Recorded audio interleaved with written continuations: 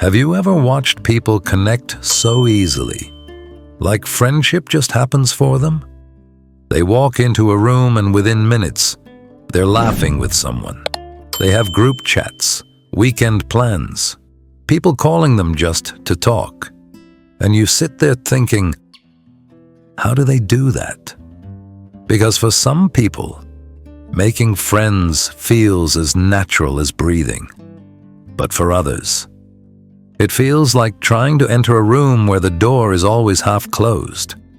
If you've ever felt that, if you've ever wanted connection, but didn't know how to reach it, this is for you. And the truth is, people who struggle to make friends are not always socially awkward. Often, they are emotionally tired. They are guarded. They have learned, quietly, that closeness comes with risk. Imagine someone like Owen. Owen is not rude. He's not cold. He's not unfriendly. In fact, he's the kind of person who listens more than he speaks. He remembers small things. He's thoughtful. But his life has this quiet pattern. He is always on the outside. Not because people reject him loudly, but because connection never seems to fully form. Owen can be surrounded by people and still feel alone. And many of you know that feeling. It's a special kind of loneliness, not the loneliness of being physically alone, but the loneliness of feeling like no one truly knows you. Owen goes to work. He says good morning. He smiles politely. He does everything normal. But relationships stay shallow. People talk to him, but nobody reaches for him. Nobody says, hey, come sit with us. Nobody texts him after. And after a while, he stops expecting it. Now here's the first psychological truth. People who struggle to make friends are often not lacking social skills. They are lacking emotional safety. Friendship requires openness, and openness requires trust. But trust is not something everyone's nervous system can do easily. Because Owen wasn't always like this. When he was younger, he actually tried.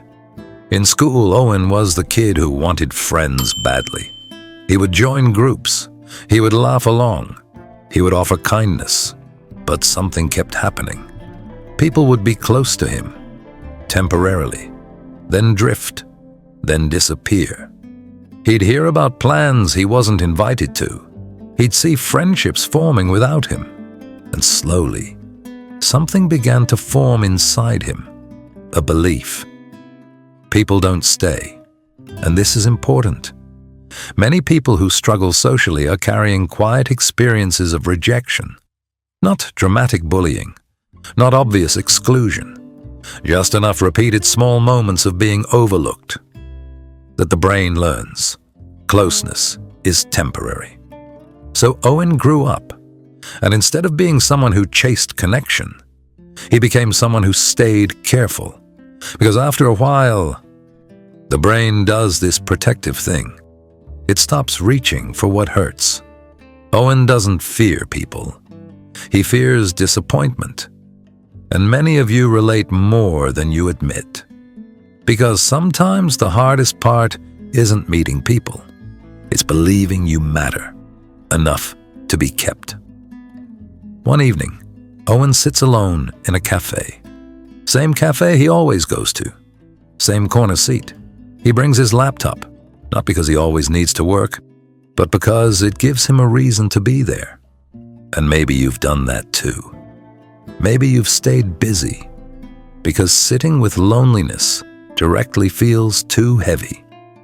He watches groups of friends laugh, the kind of laughter that feels effortless. And a thought crosses his mind. Something must be wrong with me. And this is where so many people go wrong. They assume, if I don't have friends, I must be unlikable. But psychology says something different. People who struggle to form friendships often have high self-awareness, sometimes too much.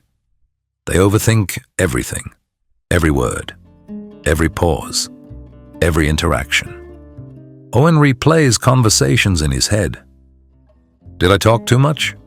Did I seem boring? Did I seem awkward? And that's another truth. Social struggle is often anxiety, not personality. Some people are not shy by nature. They are just mentally tense around connection because their brain is scanning for rejection. That's what anxiety does. It whispers, don't relax, don't get comfortable, don't assume you belong, stay alert. Then something small happens. A woman sits at the table beside him. She's older, maybe in her late 60s. She has a book, tea, calm eyes. After a while, she glances at Owen, and she says gently, "You come here often?" Owen freezes slightly. He nods. "Yes." She smiles. "I noticed."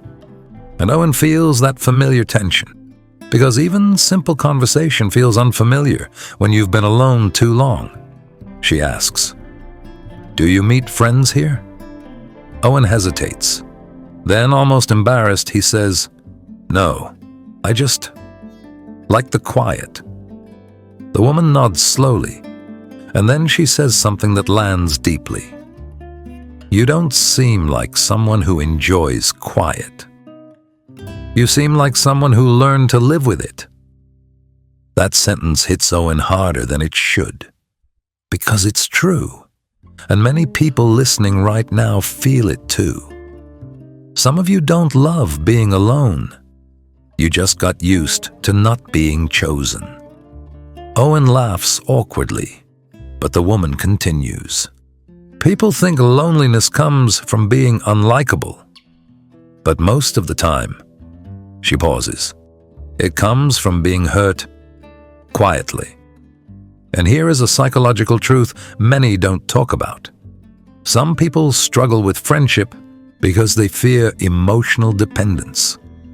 Friendship requires vulnerability, and vulnerability requires believing you won't be abandoned. But if your brain has learned abandonment, even small closeness feels dangerous. Owen finally admits something. "I don't even know how to start anymore. I see people connecting, and I feel like I missed the lesson everyone else learned." The woman smiles softly. "You didn't miss it. You were just taught something different." And that is the core of this topic. People who struggle to make friends are often people who had to become emotionally independent too early.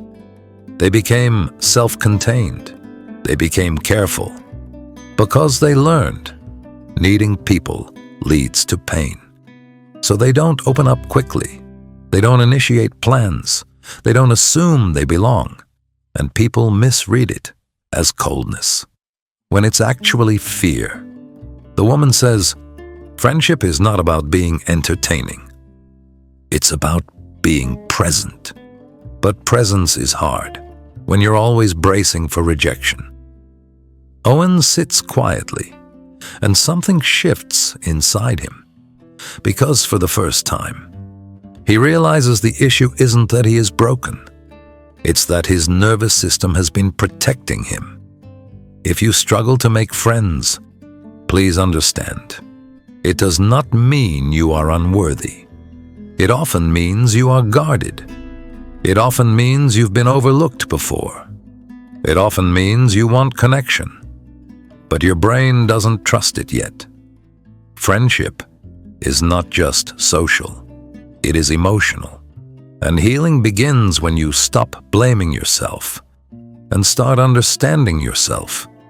So let me ask you directly, have you ever wanted friends, but felt like you didn't know how to belong? Have you ever felt invisible in groups or afraid of reaching out?